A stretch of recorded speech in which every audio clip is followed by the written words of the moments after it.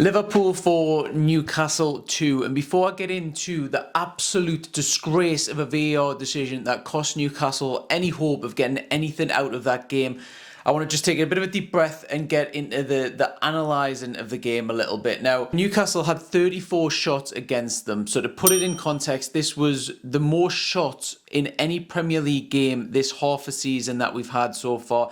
Happened against Newcastle. You can break that down and read into it however you like. Should Newcastle be conceding that many shots against any team in the Premier League, you would imagine the team that's going to have the most shots against them is going to be a Burnley, is going to be a Sheffield United, one of those teams, not Newcastle United, who used to be so versatile and so hard to beat defensively. Now, Newcastle were very hard to beat. Dubravka, undoubtedly, man of the match performance. That was one of the best performances I've seen by Dubravka in a long time. Now, we've noticed on a lot of the Newcastle fan pages that we've got Newcastle supporters worldwide on Facebook, there is a lot of naysayers rather against Dubravka. Now, with that should shut them up for a little while because that performance was fantastic. That was a world-class goalkeeping performance against one of the very best teams in the world. He did fantastic. It was obviously penalties that conceded a lot of the goals. The defence really didn't help him out. It seemed like a lot of Liverpool attacks were just slicing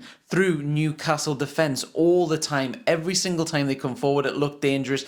The defence did hold their part. I'd probably give a lot of them 6s and 7s, but the goalkeeper, 10 out of 10 performance, absolutely fantastic by Dubravka. But the VAR decision, absolutely shocking. Now, VAR has been in long enough now. I was an advocate for it when it very first came in. I thought this is going to clear out a lot of problems. It's going to clear up any errors. It's going to make sure every goal that goes in is a valid goal. You're not going to get any of the top 6 bias, anything like that. Everything is going to be down the middle. It's going to be facts. It's going to be black and white. No real grey areas, other than the exception of a few more. It's really going to straighten the game up and stuff like that.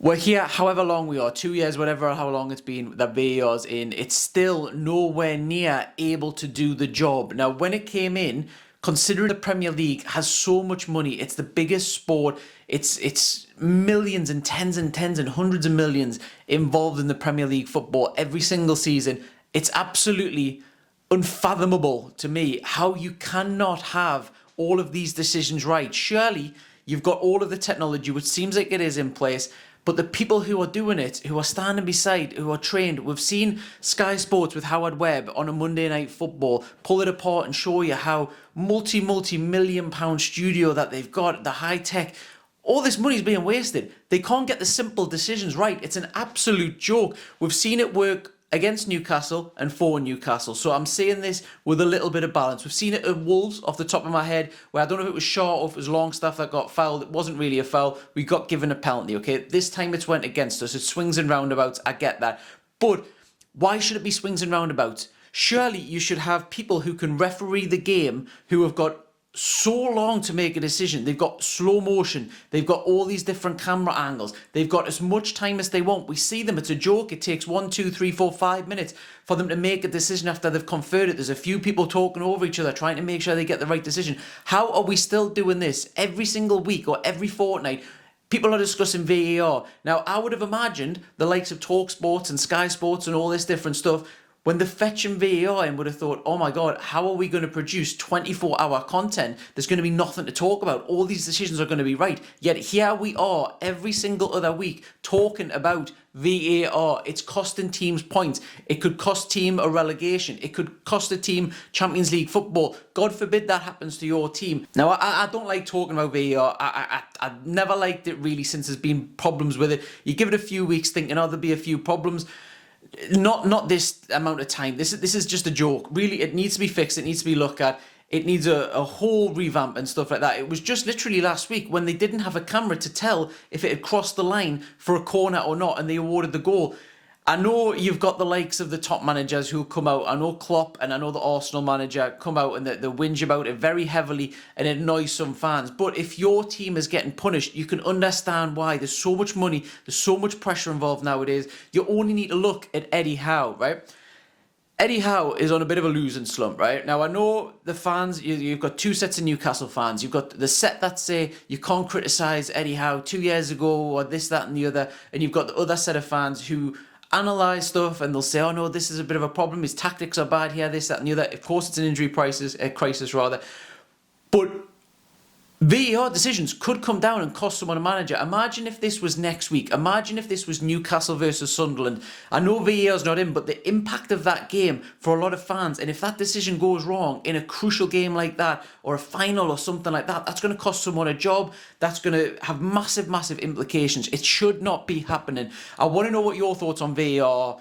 Are you happy to go with it and then just bide it week by week, have a lot of talking points still, or would you want it to be scrapped? Now, I was watching a game a few weeks ago in a cup, and it was the spectacle of football for me was back. It wasn't my team, so I wasn't emotionally invested, but when there's a goal, it was a goal. You knew that it wasn't going to be pulled back and analysed for offside, checked if there was handballs, this, that and the other. You knew that that was going to stand. When there's a red card, it was a red card. It takes you back to 5 years ago when you could get yourself excited and allow yourself to have an expression when it's football. Now, you're sitting in your seat, you're waiting, you're thinking, oh, now think about it. Was it offside? Was it this? Was there anything in the build-up that could do it? You're literally waiting. You're suffering as football fans because you're not having the full experience of football. The whole idea of going to football is you want to see your team win. You want to have them really high, impactful, passionate kind of moments and stuff like that. It's been taken away with VAR. And you think, right, okay, as a football fan, you can sacrifice that a little bit because we know all of the decisions are going to be wrong. Everything's accurate. We know our team is not going to suffer as a result of a dodgy call. Yet it's happening week after week.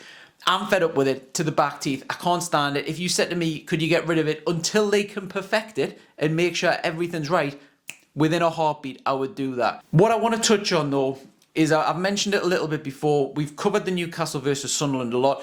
We've been out to Sunderland and Newcastle in the last week. We've spoken to both sets of fans. Both of the videos are on the channel. Give them a watch. We have a full, really good sit down with Newcastle and decide if this game is too important for Eddie Howe and if fans will turn against them. And we also sit down with Sunderland fans and get their side of it. Are they expecting a huge loss because of the quality gap, a Championship to Premier League? It's a very interesting. Don't forget, like, follow, subscribe, check that video out as well. But speaking of the Sunderland versus Newcastle game, this is huge, especially for Newcastle. We did speak to Sunderland, bit of a spoiler, but the Sunderland fans, there's no pressure on them. They don't feel the pressure like Newcastle. You speak to Newcastle fans, we spoke to Adam Pearson. There's a lot of pressure, huge pressure on Eddie Howe. He's going into that game on the back of another loss. Now, we already know there's going to be some set of diehard Newcastle fans that will not accept. Doesn't matter if it's Eddie Howe, doesn't matter what he's done, they will not accept losing to Sunderland, okay? He's going to lose a section of the fan base. I'll let you decide what sort of section that is, if it's 1%, 10%, whatever. He's going to have an uphill battle if he does lose that game. He's going into that game now on the back of really bad results. Sunderland, however, yesterday, as of recording, because this video is going to go out tomorrow, they're on the back of a really good win. They've just literally beaten Preston. Great game. Jack Clark looks fantastic again down the wing. Are Sunderland going to look at this game and see how many chances were created by Liverpool? I know there's a big gap between Salah and Jack Clark and stuff like that, but with the ease that Newcastle's defence was being able to be carved into, that'll give hope to a lot of Sunderland fans, a lot of Sunderland players as well. They'll be watching it. They'll have seen the full Liverpool game. That'll give them a lot of confidence going into this game. Does this alter, whether you're watching this in your Sunderland or whether you're watching this and your Newcastle, does this alter going into that game what your prediction is for that game? It's absolutely massive. We'll be there. We'll be speaking to fans before and after the game. Let us know your thoughts on the VAR. Just a massive rant by me. I had to get it off my chest. It's been bubbling up for weeks, and it was a case of, I know if we'd have gotten a VAR decision, it probably wouldn't have made this video, and I would have been more than happy to kind of take it. That's the way football is. It's went against this week. I'm not happy the way that it works. It's not for me. I've given up on it. It needs to be really perfected before, for me, it should be coming into the game in the first place. Now, the decision itself, it's seen one of the Liverpool players in sidestep, and Dubravka got the slightest of touches. The Liverpool attacker managed to plant a foot and then threw himself to the ground. Now, even in real time, I could see this. Now, just to give it context, I'm sitting in a pub with a lot of Newcastle fans. Now, a lot of fans, when you're watching a pub, they'll cheer for everything that goes for them and they'll be rooting for everything that goes against them. With me, I like to class myself as someone who'll watch it in quite neutral eye sort of thing. If a decision goes against, I think, right, okay, that's no problem, that goes against. Now, when I watched this in real time, even in real time, I could see the player had quite clearly thrown himself to the ground. The decision gets given. Referees do that all the time because they know they're going to get covered by VAR, so they don't have to make any important decisions nowadays. When it went to VAR, there was not 1% in my mind thinking that this was going to get given. You could see that it was going to get overruled as soon as they put it down in slow motion. We know when it goes to VAR anyway, it never favours the attacker because it's always a case of everything looks worse in slow motion, everything gets picked apart, everything gets seen. There's all these different angles, nothing can go wrong, almost. Now, it went to VAR.